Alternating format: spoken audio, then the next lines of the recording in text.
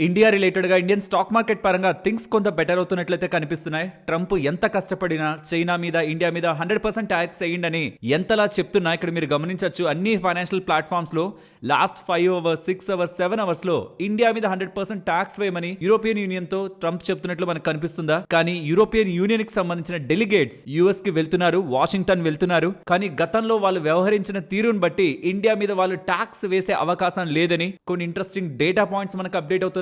వాటి గురించి మాట్లాడుకుందాం. అలాగే గూగుల్ కి సంబంధించిన లారీ పేజ్, అమెజాన్ కి సంబంధించిన జెఫ్ బెజోస్, ఈవెన్ ఫేస్బుక్ కి సంబంధించిన మార్క్ జూకర్బర్గ్ అండ్ టెస్లా కి సంబంధించిన ఎలాన్ మస్క్, వీళ్ళందరినీ దాటుకొని ఓవర్ నైట్ లో ఒక పర్సన్ రిచెస్ట్ మ్యాన్ అయ్యాడు వరల్డ్ లోనే. లారీ ఎలిసన్ ఓవర్ నైట్ లో తన సంపద అన్ని లక్షల కోట్లుగా ఎలా పెరిగింది, దాని బ్యాక్ ఉంటున్న థీమ్ ఏంటి, వీటన్నిటిని కూడా ఒరాకల్ రిలేటెడ్ ఉంటున్న స్టోరీని కూడా ఇవాల్టి మార్కెట్ అనాలిసిస్ లో మాట్లాడుకుంటూ, అలాగే సాక్షాత్తు నితిన్ గడ్కరీ గారే డీజిల్ లోకి ఇథనాల్ ని బ్లెండ్ చేయడం అనేది అన్సక్సెస్ఫుల్ అని, ఫెయిల్ అయిందని, కాబట్టి ఇకపై ఐసో బ్యూటనాల్ ని డీజిల్ తో బ్లెండ్ చేస్తారని ఎలా చెప్తున్నారు. ఇది కొంత జాగ్రత్తగా చూసుకొని చేయాలి, లేదంటే వెహికల్స్ ఉంటున్న వాళ్ళందరికీ ప్రాబ్లమే కదా. అండ్ ఈ డేటా పాయింట్ ని కూడా మనం డిస్కస్ చేద్దాం. ఇవాళ మీకు బిఎస్సి స్టాక్ కానీ, ఏంజల్ వన్ కానీ ఇలా చాలా స్టాక్స్ ఇవాళ పడ్డాయా. సెబీ వాళ్ళకు కొత్త కన్సల్టేషన్ పేపర్ రేపు తీసుకురాబోతున్నారని ఎలా వస్తున్నాయి స్పెక్యులేషన్స్ కారణం. ఇదొకసారి గమనించండి. కొరియన్ స్టాక్ మార్కెట్ లో ఏదైతే జరిగిందో ఇప్పుడు అదే ఇండియన్ స్టాక్ మార్కెట్ లో కూడా జరగబోతుందని సోషల్ మీడియాలో మనకి ఏదైతే స్పెక్యులేషన్ కనిపిస్తుందో, రేపు మనకి సెబీ రిలేటెడ్ గా ఒక ఇంపార్టెంట్ కన్సల్టేషన్ పేపర్ రావడానికి, అది వస్తే చాలా important changes Indian stock market లో జరగడానికి ఆస్కారం ఉందని ఎలా డేటా కనిపిస్తుంది. దానికి సాక్ష్యం ఏంటంటే ఇవాళ BSc stock, Angel one stock and చాలా క్యాపిటల్ మార్కెట్ స్టాక్స్ పడడం. మార్కెట్ పాజిటివ్ లోనే కదా ఉంది. క్యాపిటల్ మార్కెట్ స్టాక్స్ అన్ని పడ్డాయి. ఇవాళ పడ్డాయి అనుకుంటారేమో, నిన్న కూడా పడ్డాయి. జస్ట్ బికాస్ రేపు ఉంటున్న మీటింగ్ రిలేటెడ్ గా వస్తున్న ఇంపార్టెంట్ అవుట్కమ్, అసలు ఏం జరగబోతుంది ఇండియన్ స్టాక్ మార్కెట్ పరంగా, ఇంపార్టెంట్ చేంజ్ ఏంటి, ఎవరికి ఇంపాక్ట్ ఉంటుంది అనేది కూడా మార్కెట్ అనాలిసిస్ లోనే డిస్కస్ చేసుకుంటూ, జపాన్ మార్కెట్ స్ట్రాంగ్ గా పెరుగుతున్నాయి, ఆల్ టైమ్ హైస్ దగ్గర ఉంటున్నాయి. అండ్ గ్లోబల్ మార్కెట్స్ లో కూడా మంచి జోష్ అయితే ఇవాళ కనిపించింది. అండ్ ఇండియన్ మార్కెట్స్ పరంగా కొంత థింగ్స్ పాజిటివ్ గా టర్న్ అవుతున్నాయని చెప్పానా స్టార్టింగ్ లో, దాన్ని మీకు ఎక్స్ప్లెయిన్ చేయాలి. ఎఫ్ఐఎస్ ఒక సెల్లింగ్ ఈక్విటీ మార్కెట్స్ పరంగా ఎలా ఉంది, అండ్ వాళ్ళ షార్ట్స్ ఒక యాక్టివిటీ లాంగ్ ఎడిషన్ జరుగుతుంది.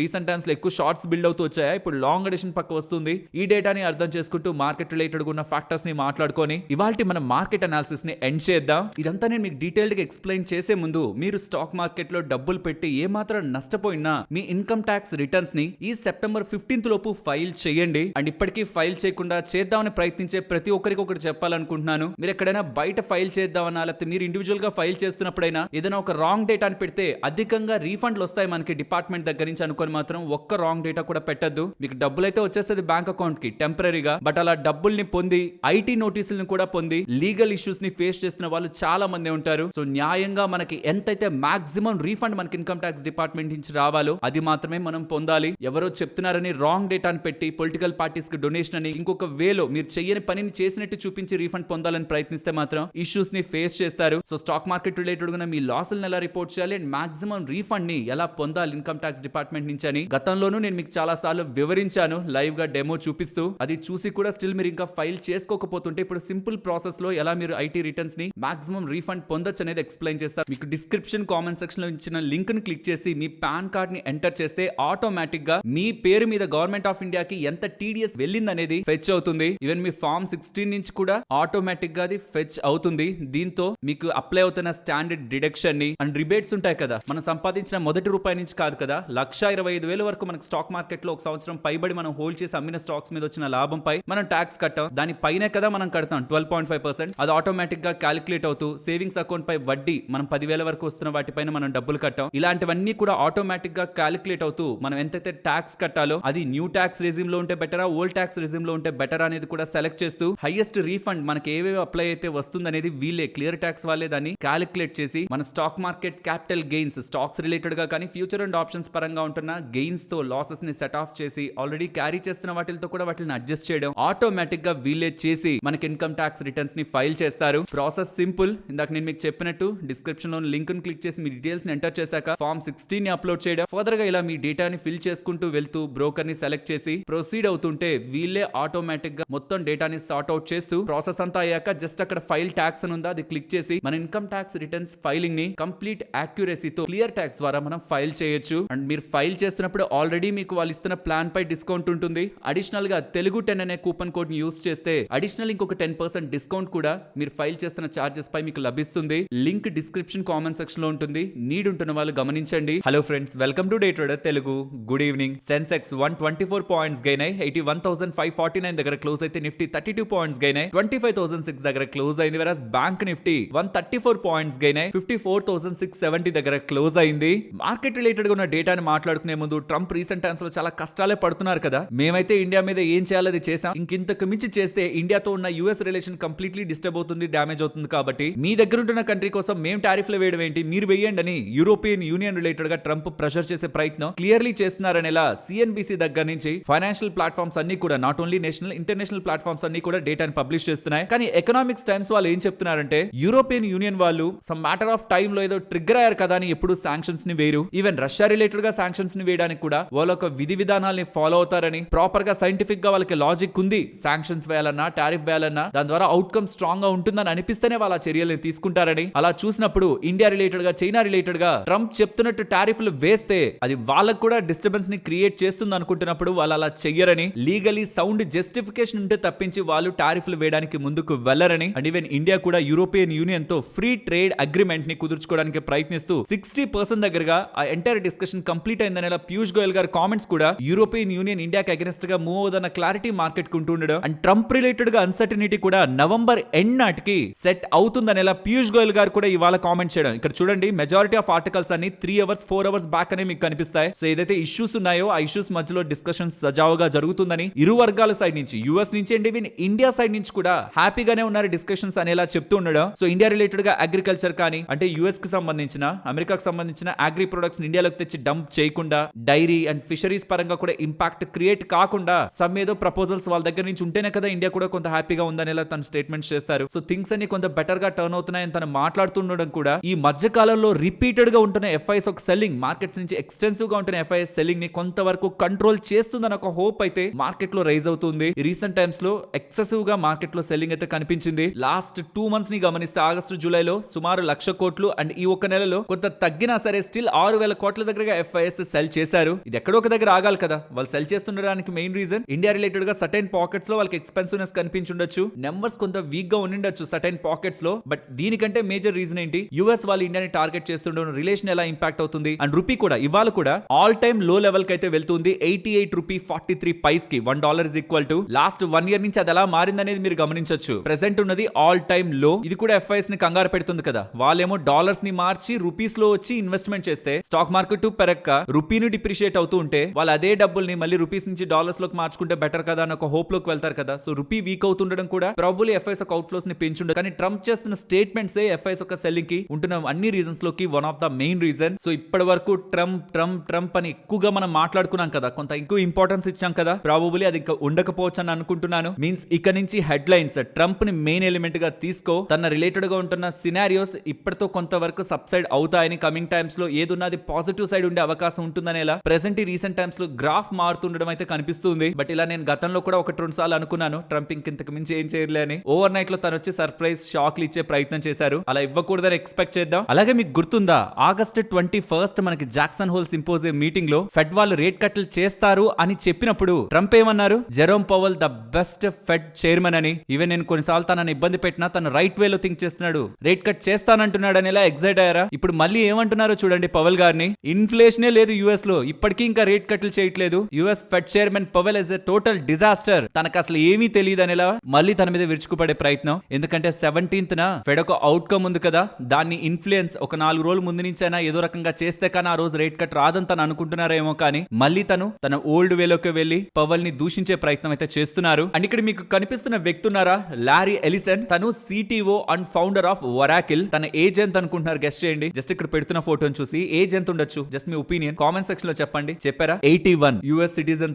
తను ఒరాకిల్ రిలేటెడ్ గా ఫౌండర్ అన్నాను. తనకు ఒరాకిల్ లో వాటా ఉంది. ఆ వాటా ఒక విలువ ఎప్పుడెప్పుడు ఎంతెంత ఉందనేది ఇక్కడ మీరు గమనిస్తే 2016లో $44 బిలియన్ ఉండేది కాస్త ఇప్పుడు $400 బిలియన్ వెళ్ళిపోయింది. తర్వాత కొంత స్టాక్ కరెక్ట్ అయ్యేసరికి 380, 384 అలా ఉందిలేండి. ఎలాన్ మస్క్ దగ్గరగా ఉంది. బట్ స్టిల్ అది ఫర్దర్ గా పెరిగే అవకాశం ఉంది. అలా వెళ్తే కూడా $400 బిలియన్ అంటే 2016 నుంచి 2020 2025కి సుమారుగా 9 టైమ్స్ దగ్గరగా తన వెల్త్ అయితే పెరిగింది. తన రిలేటెడ్ గా ఉంటే నేను కాస్త ఇంట్రెస్టింగ్ ఇన్ఫర్మేషన్ కూడా ఇక్కడ స్క్రీన్ ముందు పెడుతున్నాను. తను టెస్లా బోర్డ్ లోను 2018 నుంచి 2022 వరకు ఉన్నారు. అండ్ ఈవెన్ తన son Terminator, Mission Impossible movies ఉన్నాయా దాన్ని ప్రొడ్యూస్ చేసిన వ్యక్తి. అండ్ ఇంట్రెస్టింగ్ థింగ్ ఏంటంటే ఈ ఒరాకిల్ అనే కంపెనీ 1977 లో $2,000 స్టార్ట్ చేసింది. అందులో $1,200 తినేది. డేటా బేస్ సాఫ్ట్వేర్ సొల్యూషన్స్ ఇవ్వాలన్నలా స్టార్ట్ అయిన కంపెనీ ఇప్పుడు క్లౌడ్ AI రిలేటెడ్ గా మాకు అసలు బిలియన్స్ ఆఫ్ డాలర్స్ బిజినెస్ జరుగుతుంది నెక్స్ట్ కమింగ్ ఇయర్స్ లో అని చెప్తూ ఉండడమే స్టాక్ అంతలా పెరగడానికి ప్రధానమైన కారణం. ఈక్విటీస్ లో ఉండే మ్యాజిక్ ఇదే.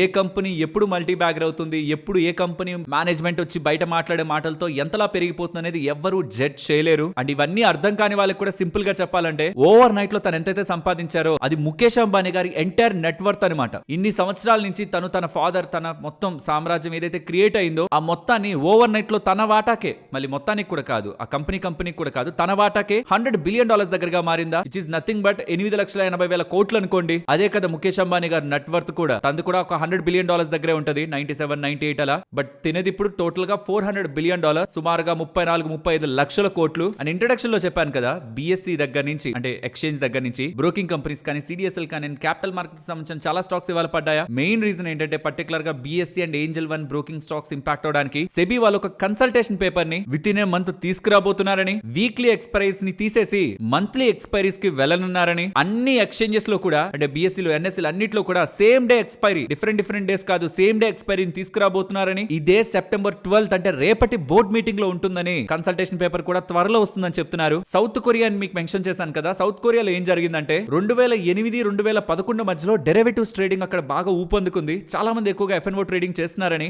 ఎలా అయినా దాన్ని తగ్గించేయాలని, మ్యాండేటరీగా ట్రైనింగ్ ఉండాలని, 70% దగ్గరగా క్యాష్ లిమిట్స్ ని పెంచేయడం, చాలా వాటి పరంగా రిస్ట్రిక్షన్స్ తీసుకురావడం. 2011లో ఇలా జరుగుతుందని రూల్స్ ని తీసుకొస్తే 2012, 13, 14 నాటికి 92% వాల్యూమ్స్ పడిపోయాయి. బిజినెస్ అంతా డ్రై అయిపోయింది. మొత్తం క్యాపిటల్ మార్కెట్స్ లో పార్టిసిపేషన్ అంతా తగ్గిపోయింది. టోటల్ ఇన్ఫ్రాస్ట్రక్చర్ అంతా సఫర్ అవుతుంది. అంటే ఇలా అంటే ఇప్పుడు బ్రోకర్స్ అందరికి ట్రేడర్స్ దగ్గర నుంచి అండ్ వాళ్ళ రిలేటెడ్ యాక్టివిటీస్ నుంచి మంచిగా డబ్బులు వస్తుంది అనుకోండి, వాళ్ళు ఇన్వెస్టర్స్ కి ఫ్రీ బ్రోకరేజ్ ని ఇవ్వగలరు. ఆర్ వాళ్ళు ఇన్వెస్టర్స్ చేస్తున్న బై అండ్ సెల్ ట్రాన్సాక్షన్స్ కి పెద్ద చార్జెస్ ని తీసుకోరు. ఈవెన్ గవర్నమెంట్స్ అండ్ ఇతర ఇన్స్టిట్యూషన్స్ కూడా ట్రేడర్స్ దగ్గర నుంచి డబ్బులు వెళ్తున్నప్పుడు ట్యాక్స్ పెంచాలన్న ఆలోచన పెద్దగా చేయరు. కానీ ఎప్పుడైతే అది తగ్గిపోతుందో, ఇన్కమ్ తగ్గిపోతుందో, బ్రోకర్ సస్టైన్ అవడానికి, లాస్ అయితే ఎవరు ఎంతకాలం రన్ చేయలేరు కదా బిజినెస్ ని, వాళ్ళు బ్రోకరేజ్ ని పెంచే ప్రయత్నం చేస్తారు. అది అందరినీ హర్ట్ చేస్తుంది. ఆర్ కొంతమంది చాలా కంపెనీస్, బ్రోకింగ్ కంపెనీస్ కూడా మూతపడతాయి. అది అక్కడ సౌత్ కొరియాలో జరిగిందనమాట. ఈ ఇన్సిడెంట్స్ అన్ని తర్వాత రిపిల్ ఎఫెక్ట్ లా క్రియేట్ అయ్యి ఎంటైర్ క్యాపిటల్ మార్కెట్స్ కి సంబంధించిన బిజినెస్ లన్నీ డిస్టర్బ్ అవుతూ డ్యామేజ్ అవుతుండేసరికి మళ్ళీ రూల్స్ ని మార్చేశారు, మళ్ళీ వెనక్కి తెచ్చారు సఫరింగ్ ని చూసి. బట్ ఇప్పటి వరకు అప్పుడుంటున్న వాల్యూమ్స్ ఎప్పుడు మళ్ళీ రికవర్ అవ్వలేదు. ఇది నేను ఎందుకు మార్కెట్ అనాలిసిస్ లోనే మెన్షన్ చేస్తున్నానంటే, it's not only about BSc, అంటే ఒక్క బిఎస్సి కు సంబంధించింది కాదు, ఏంజల్ బ్రోకింగ్ అని కూడా కాదు, ఎంటైర్ పార్టిసిపేషన్ మీద ఇంపాక్ట్ అనమాట అది. సో ఒకవేళ అలా జరిగితే, అంటే ఏదైతే ఇక్కడ చెప్తున్నారో వీక్లీని తీసేస్తారు, మంత్లీకి తీసుకువెళ్తారు, అది ఓకే. బట్ అన్ని ఎక్స్పైరీస్ ని ఒక రోజే పెట్టాలని చూస్తున్నారు చూసారా, బిఎస్సికి చాలా పెద్ద దెబ్బ అది కానీ జరిగితే. ప్రాబబ్లీ ఆ రీజన్ ఉండొచ్చు,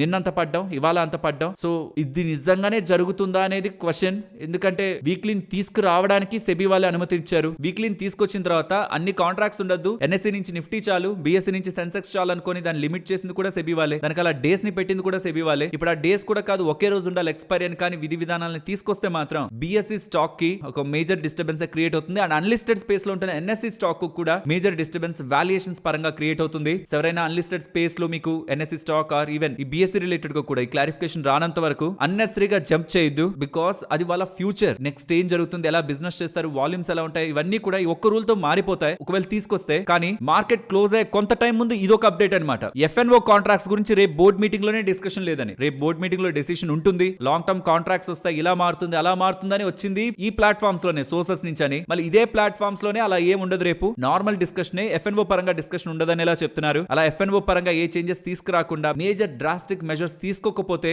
ఇవాళ ఏ స్టాక్స్ అయితే పడ్డాయో ఆర్ ఏదైనా స్టాక్స్ ఇంపాక్ట్ అయ్యాయో వాటిల్లో మనకి రికవరీ కనిపిస్తుంది. బట్ ఆ క్లారిఫికేషన్ సెబీ దగ్గర నుంచి రానంత వరకు కూడా ఎప్పుడు ఏం డెసిషన్ తీసుకుంటారన్న ఒక భయాలతో ఆ పర్టికులర్ స్టాక్స్ లో ఈవెన్ పెరిగినా సరే మళ్ళీ అవి రేంజ్ బౌండ్ లో సఫర్ అవుతూ ఉంటాయి. They need a clarity from SEBI. Rules మార్చడం అండ్ రిటైలర్స్ కి మంచిగా థింక్ చేసి వాళ్ళని ప్రొటెక్ట్ చేయాలనుకోవడం తప్పేం కాదు, కానీ పదే మార్చకూడదు, అంటే పదే చేంజెస్ చేయకూడదు. అవన్నీ కలిపి ఒక్కసారిగా థింక్ చేసి కన్సల్టేషన్ పేపర్, స్టేక్ హోల్డర్స్ అందరినీ కూడా వాళ్ళతో కూర్చొని మాట్లాడి ఫీడ్బ్యాక్ తీసుకొని ఒక విధి విధానాన్ని ఒక్కసారిగా ప్రకటించారనుకోండి, అది ఈవెన్ నెగిటివ్ అయినా సరే మార్కెట్ దానికి బ్యాలెన్స్ అవుతుంది, అడ్జస్ట్ అవుతుంది. బట్ మల్టిపుల్ టైమ్స్ మారితే ఏమవుతుందంటే ఒక అన్సర్టనిటీ మార్కెట్ లోకి వస్తుంది. ఇన్వెస్టర్స్ పాయింట్ ఆఫ్ వ్యూ చూసుకుంటే వాటిలో ఇన్వెస్ట్మెంట్ చేస్తుంటారు కదా, బిఎస్సీ దగ్గర నుంచి బ్రోకింగ్ కంపెనీస్ అన్నిట్లో ఇన్వెస్ట్మెంట్ చేస్తుంటారు కదా, ఒక ఎక్స్పెక్టేషన్ తో, ఒక ప్రొజెక్షన్స్ తో ఇలా జరుగుతూ వెళ్తే ఈ రిటర్న్స్ ఉంటాయి, ఈ గ్రోత్ ఉంటుంది బిజినెస్ లో అని ఒకసారి రూల్ మారడం, ఇంకొకసారి రూల్ మారడం, ఇంకొకసారి రూల్ మారడం ఏంటంటే ఇన్వెస్టర్స్ కి ఒక క్లారిటీ ఉండదు. Big investors wait and watch చేస్తారు అండ్ బ్రోకర్స్ చార్జెస్ ని పెంచే ప్రయత్నం, ఇంకా ఒక ఫియర్ తో ఇవన్నీ కూడా జరిగే ప్రయత్నాలు అయితే జరుగుతాయి. లెట్స్ సీ దీని రిలేటెడ్ ఒక ఫైనల్ కంక్లూజన్. మోస్ట్లీ ఇంకా మేజర్ చేంజెస్ ఏమి ఉండకుండా ఒక ఫైనల్ కంక్లూజన్ సెబీ దగ్గర నుంచి వస్తే బాగుంటుంది. అండ్ మార్కెట్ అనాలిసిస్ లో డిస్కస్ చేయడానికి కూడా కారణం, ఒకవేళ అవి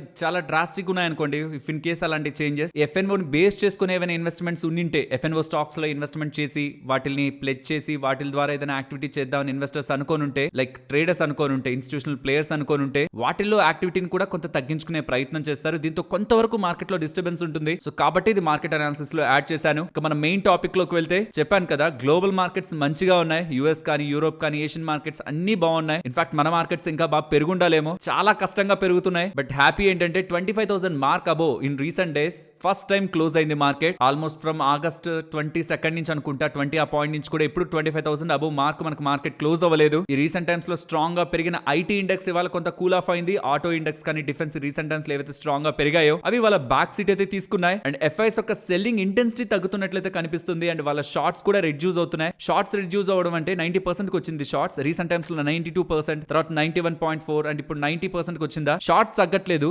లాంగ్ ఎడిషన్ జరుగుతుంది. లైక్ షార్ట్స్ లాంగ్స్ ఉన్నాయి అనుకోండి, అంతకుముందు ఏంటంటే షార్ట్స్ పెరుగుతూ వెళ్ళాయి, అవి అక్కడే ఉన్నాయి ఇంచుమించుగా. షార్ట్స్ ఏమి కవర్ అవ్వట్లేదు, అంటే అవి తగ్గిపోవట్లేదు షార్ట్స్. బట్ ఇప్పుడు లాంగ్స్ కొంత పెరగడం కారణంగా 92% కాస్త 90% కి అయితే వచ్చింది. సో షార్ట్స్ ఇంకా సిస్టమ్ లో స్ట్రాంగ్ గానే 1,86,000 కాంట్రాక్ట్స్ దగ్గరగా ఉన్నాయి. కాబట్టి మనకి నెట్ ఇంపాక్ట్ ఏదైనా పాజిటివ్ గా థింగ్ జరిగితే దాని ఇంపాక్ట్ షార్ట్ కవరింగ్ ద్వారా మార్కెట్ లో అరైజ్ అవుతుంది. బట్ మనం ఎప్పటి నుంచో అనుకుంటున్నాం షార్ట్ కవరింగ్ జరగాలని. అలాంటి స్ట్రాంగ్ పాజిటివ్ అప్డేట్ ఏం లేకపోవడం, లేకపోతే ఏదైనా పాజిటివ్ అప్డేట్ ఉన్నా దానికి ప్యారల్ గా ఒక నెగిటివ్ అప్డేట్ కూడా యాడ్ అవుతుండడం ప్రాబ్లీ మార్కెట్ ని కొంత బ్యాక్ సీట్ లో అయితే పెడుతూ ఉంది. అండ్ అంతా బాగుంటే మాత్రం గ్లోబల్ గా ఉన్న మ్యాక్రో పిక్చర్ కి అంతా కొంత బెటర్ అవుతుంది కదా. రెసిషన్ అనే మాట ఏమైనా వింటున్నామా రీసెంట్ టైమ్స్ లో? ఎకానమీ పరంగా స్లో డౌన్ అయినా వింటున్నామా? ఫెడ్ వాళ్ళు రేట్ కట్లు చేస్తారనే కదా వింటున్నాం. సెప్టెంబర్ 17న ఆర్బీఐ కూడా అక్టోబర్ డిసెంబర్ లో రేట్ కట్స్ అనే కదా వింటున్నాం. యాక్చువల్లీ ఇదంతా మంచి బెటర్ ఎన్విరాన్మెంటే కదా. అలాంటప్పుడు ఇండియన్ మార్కెట్స్ కూడా బెటర్ గా మూవ్ అయ్యాలి. But Trump related uncertainty market ని కొంత వెనక్కి తోస్తుంది. ఇఫ్ ఇన్ కేస్ దాని రిలేటెడ్ గా మార్కెట్ కు ఒక ప్రాపర్ క్లారిటీ వచ్చినప్పుడు ఆ షార్ట్స్ కవర్ అవడం అండ్ రీసెంట్ టైమ్స్ లో గవర్నమెంట్ ఆఫ్ ఇండియా తీసుకున్న చేంజెస్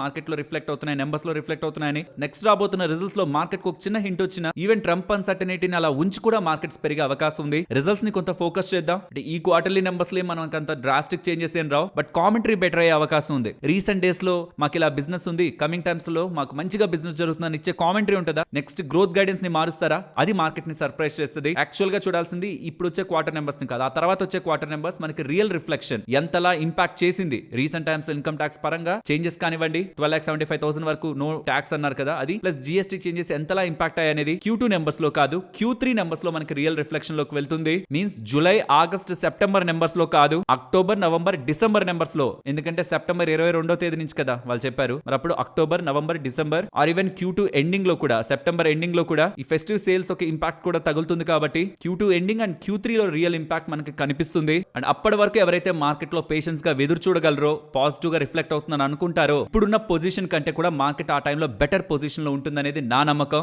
సో ఇన్వెస్టర్స్ ఇప్పటి వరకు మీరు ఒకవేళ పెయిన్ ని చూసుంటే, మార్కెట్ లో అన్సర్టనిటీని చూసుంటే, కొద్ది నెలలు వెయిట్ చేశారంటే మీకు కొంత బెటర్ పిక్చర్ కనిపిస్తుంది. అండ్ లాంగ్ టర్మ్ లో మాత్రం మీరు ఏదైతే investment stock market, Indian markets లో చేస్తూ వచ్చారో ఆ డెసిషన్ ని మీరు తప్పనుకునే స్కోప్ మార్కెట్ అయితే మీకు ఇవ్వదనేది నా అభిప్రాయం. లాంగ్ టర్మ్ స్టాక్స్ లో ఏది పడితే అది పెట్టిన వాళ్ళు కాదు, మ్యూచువల్ ఫండ్స్ లో కానీ, ETF లో కానీ, ఆర్ బ్రాడ్ గా మంచిగా స్టడీ చేసి పెట్టిన వాళ్ళ గురించి చెప్తున్నాను. షార్ట్ టర్మ్ లో ట్రంప్ క్రియేట్ చేసే ఆ వోలటాలిటీకి మాత్రం కంగారు పడకండి. ఫ్రెండ్స్, ఇలా కంటెంట్ మీ ముందుకు తీసుకురావడానికి మేము పెట్టిన ఎఫర్ట్స్ మీకు వాల్యుబుల్ అని అనిపిస్తూ ఉంటే వీడియోని ఒక లైక్ చేస్తూ పెడుతున్న ఎఫర్ట్స్ ని ఎంకరేజ్ చేయండి. ఫ్రెండ్స్, ఒక ఇంట్రెస్టింగ్ ఇమేజ్ శేఖర్ గారని ట్విట్టర్ లో ఉంటారనమాట, తను షేర్ చేశారు. మీకు కూడా ప్రెజెంట్ చేద్దాం అనుకుంటున్నాను. మేబీ మీకు ఇక్కడ ఇమేజెస్ మీకు ఎంత క్లారిటీగా కనిపించకపోవచ్చు, నేను కొంత జూమ్ చేస్తాను చూడండి. లైక్ ఏరోస్పేస్, మిలిటరీలో ఏ లిస్టెడ్ కంపెనీస్ కూడా ఉన్నాయి. యూనిమెక్ కానీ, పరాస్ డిఫెన్స్, రసల్ కానీ, అపోలో మైక్రో సిస్టమ్స్ కానీ, ఇలా ఏ స్పేస్ లో ఎవరెవరు ఉన్నారు ఈ డిఫెన్స్ స్పేస్ లో, sea, land, aerospace, military, aerospace, commercial, అందులో వాళ్ళు అసలు ఎవరు? రా మెటీరియల్ సప్లై చేస్తారా, కాంపోనెంట్ సప్లై చేస్తారా, సిస్టమ్ వెండర్సా,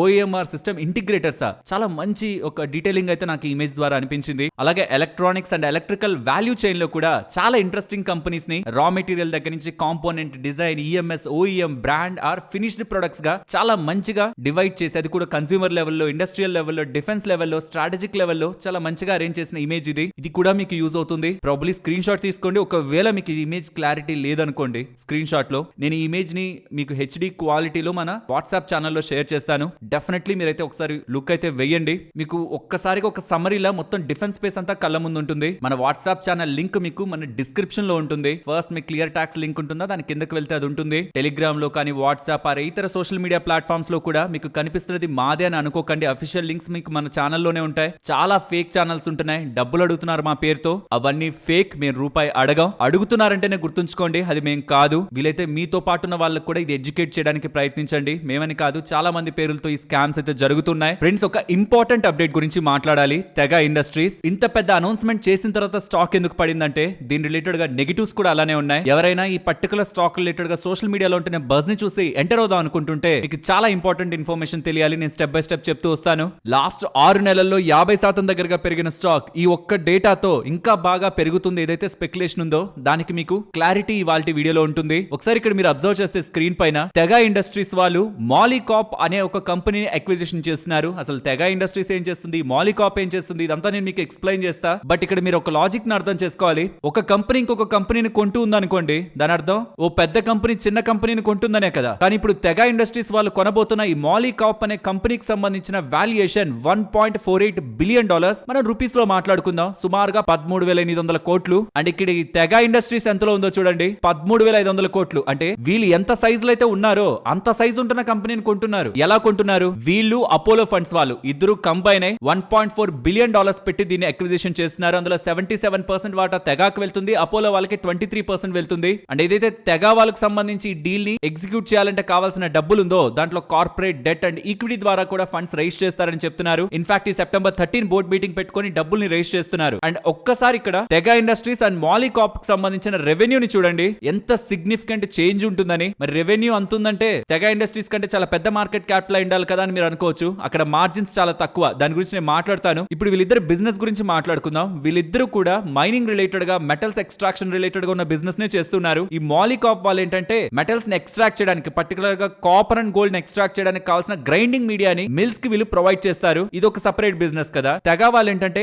లైనర్స్ ని, వేర్ పార్ట్స్ ని, మిల్స్ వాటిని ప్రొటెక్ట్ చేసుకోవడం కోసం వీళ్ళు సప్లై చేస్తుంటారు. ఇదొక డిఫరెంట్ బిజినెస్, ఇదొక డిఫరెంట్ బిజినెస్. బట్ రెండు అందిస్తున్న ఇండస్ట్రీ ఒకటే, మెటల్స్ ఎక్స్ట్రాక్షన్, మిల్స్ కి సొల్యూషన్స్ ని ప్రొవైడ్ చేయడం. ఇప్పుడు ఈ రెండింటిని కలపడం కారణంగా బిజినెస్ లు అలైన్ అవుతాయి. తెగాకి ఒక 10 మ్యానుఫాక్చరింగ్ ఫెసిలిటీస్ ఉన్నాయి. Europe, west Asia, Latin America and Africa, CIS వీటిల్లో. మాలికాప్ కి ఒక 13 మ్యానుఫాక్చరింగ్ ఫెసిలిటీస్ ఉన్నాయి, 3 జాయింట్ వెంచర్స్ తో. US, Canada, Australia, Latin America. ఇప్పుడు దీంతో వీళ్ళిద్దరికి కలిపి టోటల్ గా 26 మ్యానుఫాక్చరింగ్ ఫెసిలిటీస్ ఎస్టాబ్లిష్ అవుతాయి. బట్ తెగాతో కంపేర్ చేస్తే మాలికాప్ వాళ్ళకి తక్కువ పర్సెంటేజ్ ఆఫ్ మార్జిన్స్ ఉంటాయి కాబట్టి వాల్యుయేషన్ తెగ అది ప్రెసెంట్ మార్కెట్ లో లిస్ట్ అయింది కదా, దాని ఈవీ టు ఎబిటా 41 టైమ్స్ లో ట్రేడ్ అవుతుందా. కానీ వీళ్ళు మాలికాప్ ని కొంటున్నది 9 టైమ్స్ వాల్యుయేషన్ లోనే, ఈవీ టు ఎబిటా వాల్యుయేషన్ లో. జస్ట్ ఇమాజిన్, మాలికాప్ ఇప్పుడు ఏదైతే కంపెనీని కొంటున్నారో దానికంటే 5 టైమ్స్ ఎక్స్పెన్సివ్ గా తెగ ఇప్పుడు మన మార్కెట్ లో ట్రేడ్ అవుతుంది. సరే, మరి అంతా బానే ఉంది కదా, స్టాక్ ఎందుకు పడింది? ఇది ఒక పెద్ద లార్జ్ అక్విజిషన్. ఆపరేషనల్ ఛాలెంజెస్ ఉంటాయంటే జస్ట్ ఇండియాలో కాదు కదా, మల్టిపుల్ కంట్రీస్ లో. దాన్ని ఎలా అలైన్ చేస్తారనేది మేజర్ పాయింట్. అండ్ మాలికాప్ కు సంబంధించి బిజినెస్ మాట్లాడుకున్నా, మార్జిన్స్ తక్కువ అని కూడా చెప్పాను, బట్ డెట్ గురించి చెప్పలేదు కదా.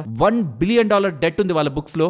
ఈవెన్ మేనేజ్మెంట్ కూడా డెట్ ని తగ్గించుకుంటాం, కమింగ్ టైమ్స్ లో $800 మిలియన్ వస్తామని కూడా కామెంట్స్ చేస్తున్నారు. లాస్ట్ 1 డికేడ్ లో, అంటే లాస్ట్ 10 ఇయర్స్ లో మాలికాప్ అనేది 3 to 3.5% గ్రోత్ రేట్ తోనే గ్రో అయింది, విత్ ద మార్జిన్ ఆఫ్ 11%. కానీ తెగ అలా కాదు, చాలా స్ట్రాంగ్ గా గ్రో అవుతుంది. వాటి మార్జిన్స్ కూడా వేరు. కాబట్టి వీళ్ళిద్దరు కంబైన్ అయిన తర్వాత గ్రోత్ రేట్ ఇంపాక్ట్ అవుతుంది. మార్జిన్స్, బ్లెండెడ్ మార్జిన్స్ వీక్ గా ఉంటాయని మార్కెట్ ఎక్స్పెక్టేషన్స్ తో స్టాక్ ఇవాళ ఇలా అయింది. బట్ నా personal opinion, this is not a bad deal. Proper గా ఎగ్జిక్యూట్ చేస్తే, ఎగ్జిక్యూషన్ ఇంపార్టెంట్ ఇక్కడ, ఎలా వాటిని అలైన్ చేసి ముందుకు తీసుకువెళ్తున్నారని. ప్రాపర్ ఎగ్జిక్యూషన్ జరిగిందంటే మాత్రం this will be the big strategic decision. కానీ ఎగ్జిక్యూషన్ లో ఫ్లాప్ అయిందంటే మాత్రం డిజాస్టర్ కూడా అలానే అయ్యే అవకాశం ఉంది. కాబట్టి మార్కెట్ కమింగ్ టైమ్స్ లో ఇది ఎలా ఫేజ్ అవుట్ అవుతుంది, దీన్ని ఎలా వీళ్ళు ఎగ్జిక్యూట్ చేస్తున్నారని దాన్ని బట్టి స్టాక్ ని ముందుకు తీసుకువెళ్లే ప్రయత్నం చేస్తుంది. ఐ థింక్ ఇన్వెస్టర్స్ కావాల్సిన కంప్లీట్ ఇన్ఫర్మేషన్ ప్రొవైడ్ చేశాను అనుకుంటున్నాను. ఫ్రెండ్స్, ఇలా ఇంపార్టెంట్ అప్డేట్స్ ని సింప్లిఫై చేస్తే మీ ముందుకి ఈ వీడియో తీసుకురావడానికి మేము ఎఫర్ట్స్ పెట్టామనుకుంటే తప్పకుండా మన వీడియోని లైక్ చేయండి. నెక్స్ట్, అమెజాన్ వాళ్ళు 10-minute డెలివరీని బెంగళూరు, ఢిల్లీ అండ్ ముంబైలో లాంచ్ చేశారని, 100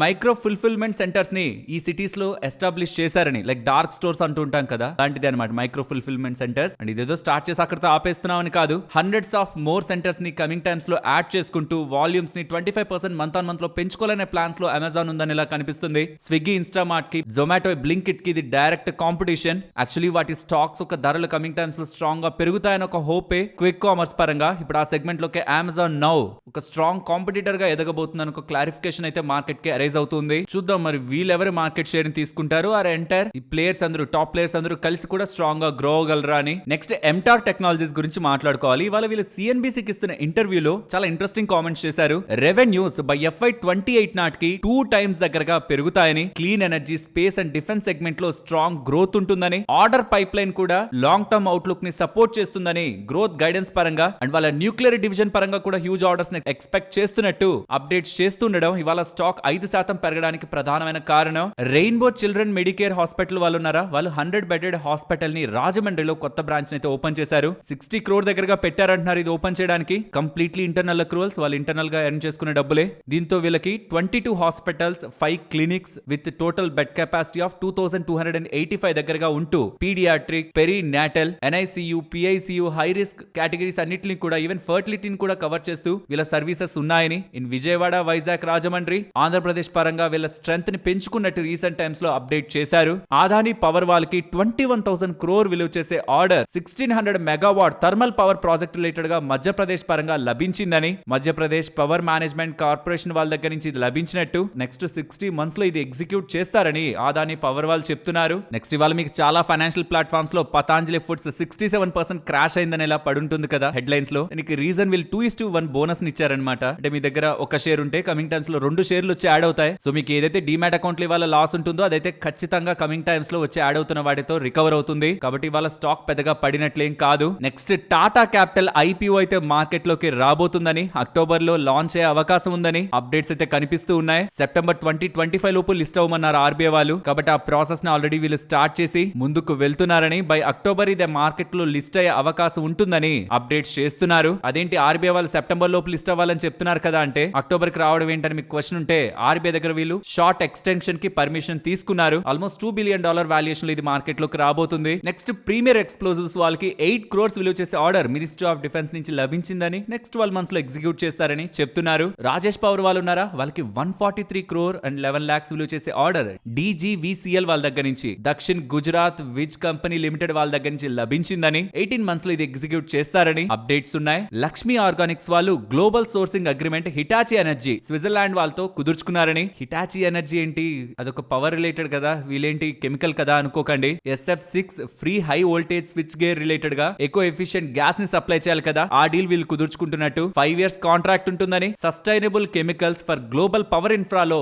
వీళ్ళకి ఇప్పుడు ఒక స్ట్రాంగ్ ప్రెజెన్స్ ఎంట్రీ దొరుకుతున్నట్టు. క్యాపెక్స్ కమిట్మెంట్ కూడా 75 crores కి అనౌన్స్ చేస్తూ లక్ష్మీ ఆర్గానిక్ వాళ్ళు అప్డేట్ చేస్తున్నారు. నెక్స్ట్ ఆదాని రిలేటెడ్ గా $250 million బ్రైబరీ కేసు అయితే US రిలేటెడ్ గా నడుస్తూ ఉంది కదా, దీన్ని వీళ్ళు సెటిల్ చేసుకోవాలని ప్రయత్నిస్తూ ఉండడం, వాళ్ళు అనుకున్నట్లు ముందుకైతే వెళ్ళట్లేదని, ఇండియా US రిలేటెడ్ గా ఉంటున్న అన్సర్టనిటీ, టారిఫ్ రిలేటెడ్ గా అన్సర్టనిటీ ఉంటూ ఉండడం, వీళ్ళ ఇష్యూ రిలేటెడ్ గా రిజాల్వ్ కనిపించట్లేదని, కాబట్టి ఇది ఇంకా ప్రొలాంగ్ అయ్యే అవకాశం ఉంటూ ఉండడం, ఆదాని వాళ్ళకి ఇది మంచిది కాదనేలా ఫైనాన్షియల్ ఎక్స్ప్రెస్, మింట్, బ్లూంబర్గ్ లాంటి మల్టిపుల్ ఫైనాన్షియల్ ఛానల్స్ లో అప్డేట్స్ అయితే కనిపించాయి. బట్ దీనికి ఆదాని స్టాక్స్ కి ఏదైనా ప్రెసెంట్ ఇంపాక్ట్ ఉంటుందో అయితే నాకు అలా ఏం కనిపించట్లేదు. ఇది ఎప్పటి నుంచో మార్కెట్ ఫిక్స్ అయింది. ఇన్ఫాక్ట్ కొంతమంది తిని తప్పు చేశారని అనుకునే వాళ్ళు ఉంటారు, తను తప్పు చేయలేదు అనుకునే వాళ్ళు ఉంటారు. సో సర్ప్రైజ్ ఏం కాదు మార్కెట్ కి, దీని రిలేటెడ్ గా ఇలాంటి ఆరోపణలు చాలానే వచ్చాయి. అండ్ రీసెంట్ గా ఢిల్లీ కోర్టు వాళ్ళు కూడా ఆదాని వాళ్ళకి అగైనెస్ట్ గా, ఆదాని ఎంటర్ప్రైజెస్ కి అగైనెస్ట్ గా ఎటువంటి కథనాలు కూడా ఈవెన్ ఇండియానే కాదు అబ్రాడ్ గా కూడా ఇటువంటివి పబ్లిష్ అవ్వకూడదని, వితౌట్ వెరిఫికేషన్ పబ్లిష్ చెయ్యొద్దని కూడా ఒక ఉత్తర్వులను అయితే ఇచ్చారు. డిఫెమేటరీగా ఇష్టం వచ్చినట్టు రాసేస్తున్నారు ఆదానికి అగైనెస్ట్ గా, అలా చెయ్యొద్దని కూడా కోర్ట్ యాక్టివిస్టుల్ని, జర్నలిస్టుల్ని చాలా మందిని అయితే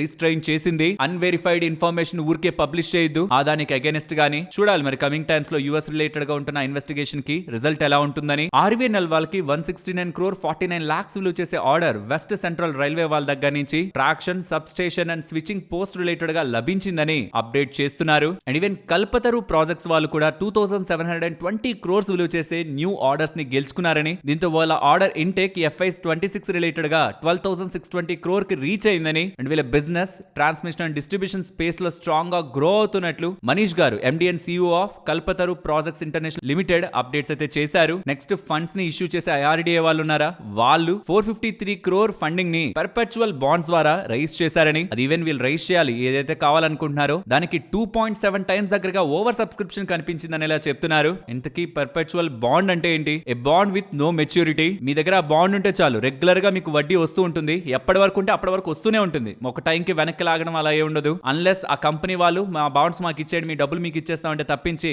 ఆ బాండ్స్ మీ దగ్గర ఉన్నంత కాలం మీకు వడ్డీలు వస్తూనే ఉంటాయి, దానికి ఎండ్ పీరియడ్ ఉండదన్నమాట. హోప్ మీకు పర్పచువల్ బాండ్ అంటే ఏంటో కూడా క్లారిటీ వచ్చిందని. ఫ్రెండ్స్ అగైన్ ఒకసారి రిమైండ్ చేస్తున్నాను, ఇన్కమ్ ట్యాక్స్ రిటర్న్స్ మీరు ఫైల్ చేయనట్లయితే ఈ సెప్టెంబర్ 15th లోపు మీ ఐటీఆర్ రిటర్న్స్ ని రైట్ వేలో ఎంత మాక్సిమం రీఫండ్ పొందొచ్చు అనేది కూడా మీరు క్యాలిక్యులేట్ చేసుకొని ఫైలింగ్ చేసుకోవడానికి కావాల్సిన లింక్ డిస్క్రిప్షన్ కామెంట్ సెక్షన్ లో ఉంటుంది. అండ్ ఈవెన్ కూపన్ కోడ్ కూడా అడిషనల్ 10% డిస్కౌంట్ ఉంటున్న కూపన్ కోడ్ కూడా డిస్క్రిప్షన్ కామెంట్ సెక్షన్ లో ఇస్తున్నాను. మీకు రిక్వైర్మెంట్ ఉందనుకుంటే ఒకసారి చెక్ చేయండి. మరొక ఇంట్రెస్టింగ్ వీడియోతో మళ్ళీ మీ ముందుకు వస్తాను. అంతవరకు టేక్ కేర్. జై హింద్.